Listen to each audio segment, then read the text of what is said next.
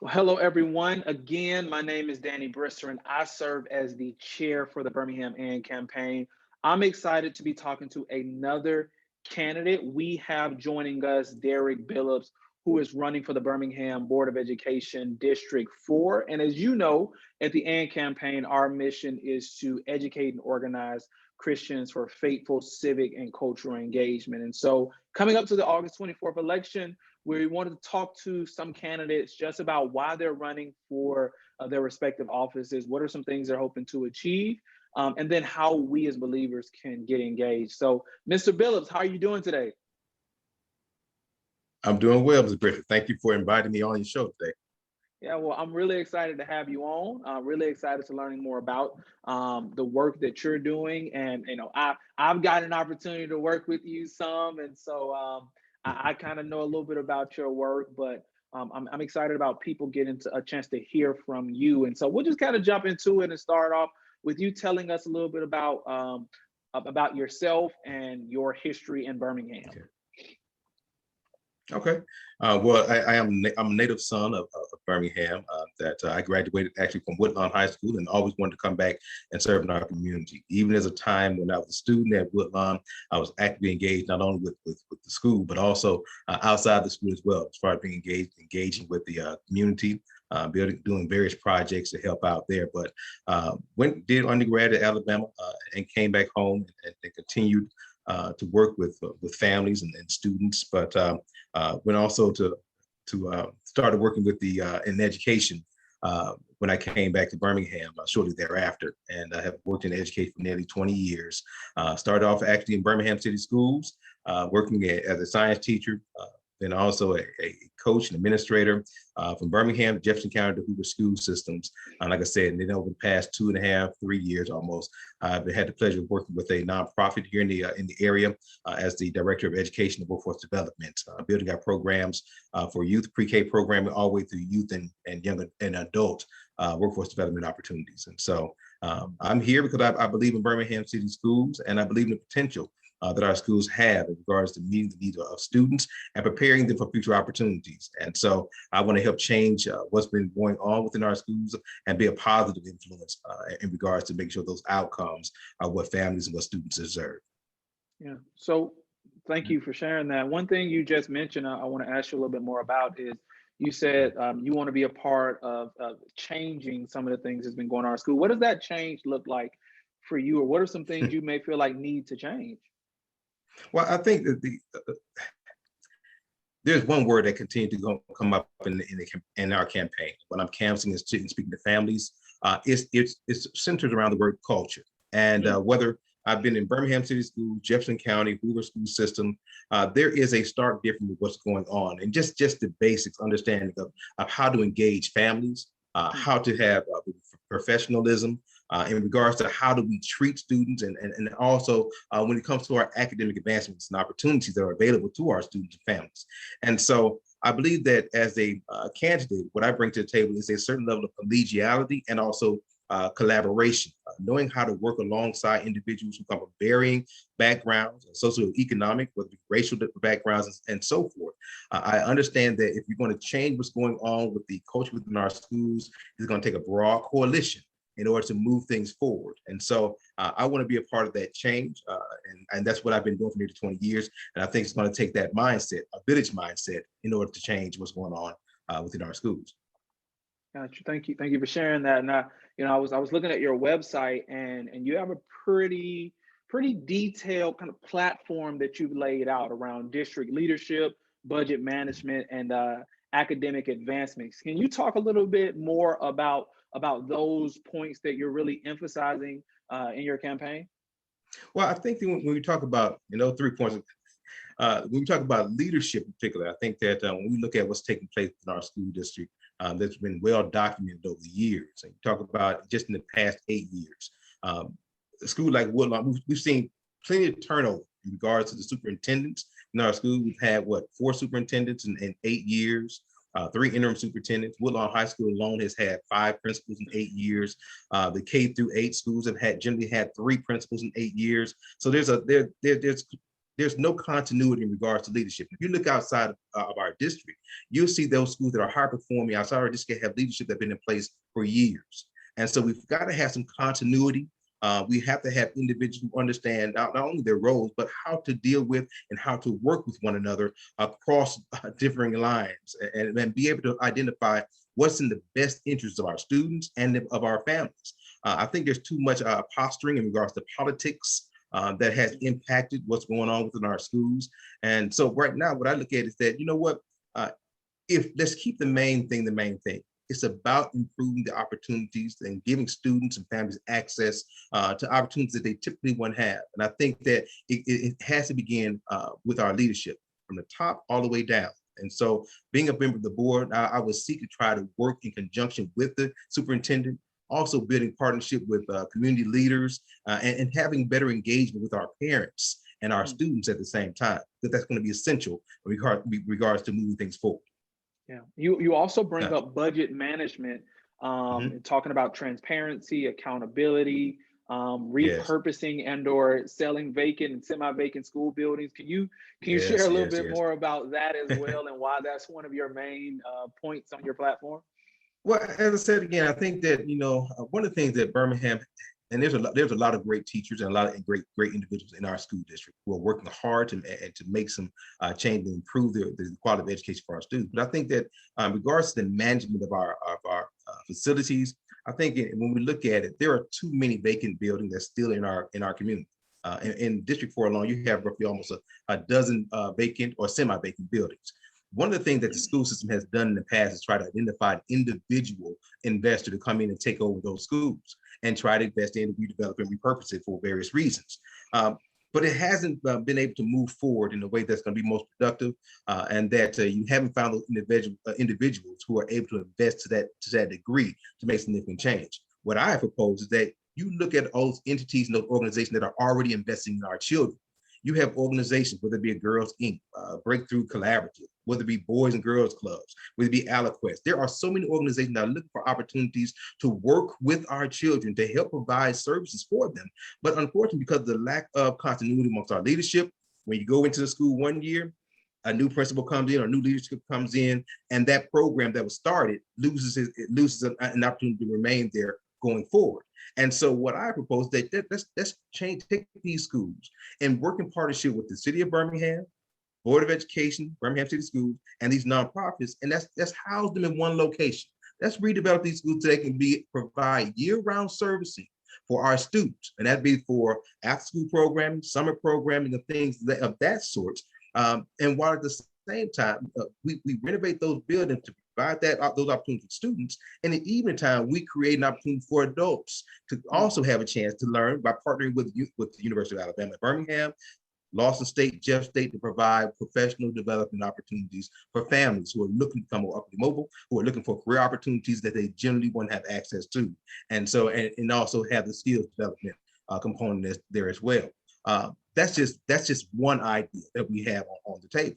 But I think it's going to also take that as a city that we recognize that we have to be transparent about what our failings have been and where our failures are. And I don't think we've been very transparent about what we have not done well. And so even when we talk about programs like the academies programs, and each one of our schools has an academy that's set up there. And these are great. I love the academy and the concept and what they mean. But part of the problem is that it doesn't provide the level of access to students all across our district. So you have a very minimal number of students who have access to those particular academies. And because we don't have transportation to provide other students access to those opportunities, we need to change that format to some degree, or the structure to some degree. What I propose is that we look at moving to a more centralized location, taking those abandoned buildings, again, redeveloping them, so you have an eastern campus, a western campus, and build out a youth and college and career connection center. And so you can house multiple academies in those locations, and you can pool students from 3 high schools in the east, 3 high schools in the west, and they can have transportation to those locations in order to have the greatest number of students receiving the access to those opportunities. Just some So ideas. yeah, so I love the innovation in that. And so as we talk as an organization, as we try to get people engaged, it's people can see, I'll share this again, prayer in action, right? We Yes. believe that as believers, as churches, as organizations, it's important that we don't just pray, but we also get engaged and act. And so there are so many people that want to get engaged and be involved in education. Um, and to the point you just made, I have a question on, some people would say to what you just said, well, the schools are kind of like, our high schools are already not at full capacity. So if we have schools that aren't at full capacity and then we take and we move more students out of those schools, um, then what does that do to the students that are in those schools where they might be at 50 or 60% capacity already? Okay. Well, I'm not talking about taking the students out of the school. I'm just saying what we do is look at providing access by providing transportation so they can go during the morning time and go ahead and take those classes, be involved in that particular industry pathway that they're most inclined towards, provide them opportunity, and then go back to their whole school. And so we're Mm, not taking the students away. We're just providing them access to greater opportunities that they typically don't get on the day-to-day basis. So that's what I would say there. But in addition to that, because we have seen over the last 20 years a continual decline in student population, right. once we start providing greater access and opportunities, and also looking at the fact that there are so many teachers who are in our system who have become somewhat demoralized over the years and have started to become hopeless in some ways about there ever being significant change. We have to look at how do we incentivize, how do we help those teachers to continue to be as committed, provide opportunities for them to whether it be increasing the income levels or the salaries for teachers in those areas of like math and science. But we have to find ways in order to continue to bring the best and the brightest to our school system in order for us to continue to see more and more families being interested in moving into Birmingham area. And so that's what I look at, how do we go about addressing that? How do we continue, instead of seeing teachers leaving our district, uh, bringing more teachers who are highly qualified, who are very innovative in their ideas, who are not afraid to try something different, who are going to be diversifying their instructional practices for students, for varying learning styles. And if you can do that, we can see some significant changes. But also identifying the fact that there are so many who are in positions who have the talent, but are not temperamentally adjusted well in regards to dealing with the public. And so we need to look at identifying those individuals who know how to talk to parents, who do not see them as a threat, but are willing to go out, who are willing to respond in a timely fashion to address those concerns and meet the needs that these families are speaking of. So as and there's so many people that I've spoken to, and there's so many people that are part of the Birmingham and campaign that are Mhm. interested in engaging in education, engaging in the life of their community around education in the local schools. They're asking questions about where will they send their students, their children to Mhm. school, and they want to be engaged and involved. But a lot of times, folks just don't know how. So, what would you say to those people that are like, I want to get engaged, I want to get involved. I may have heard a lot about Birmingham City Schools, but I don't really know a lot. Like that they have a perception, but that perception might not meet reality. What would you say to them? um, I encourage any individual who's interested in helping out with our children to find out what's already going on in our schools. Reach out to the principal, reach out to administration, find out there. If you can't reach out there, reach out to the school board representatives as well to find out what is available there. But also find out what organizations are already working in conjunction with these schools, whether it be through a church organization, whether it be through a nonprofit entity in the community. There are so many different ways that you can do it, or even just reach out to a teacher at the school, and they have plenty of ideas about how you can get involved. There are families who are always trying to find better ways and more ways in order to provide opportunity for students. And so all it takes is you taking a step out, reaching out, whether it be through PTO or PTA programming, whether it be through the neighborhood associations. There are always entities that are looking to try to build partnerships within our schools and provide greater access. And so, like I said again, you can go ahead and just reach out to the schools directly. There are some way they'll always have something that they'll need. A volunteer some time to go and read to students in the elementary schools. That's always a winner there. Or just said volunteer to just be in the schools to help out the front desk. you can be utilized, no doubt about that. Got you. And that's important because we have a big election coming up August Yeah. 24th, and that's really why we're pushing.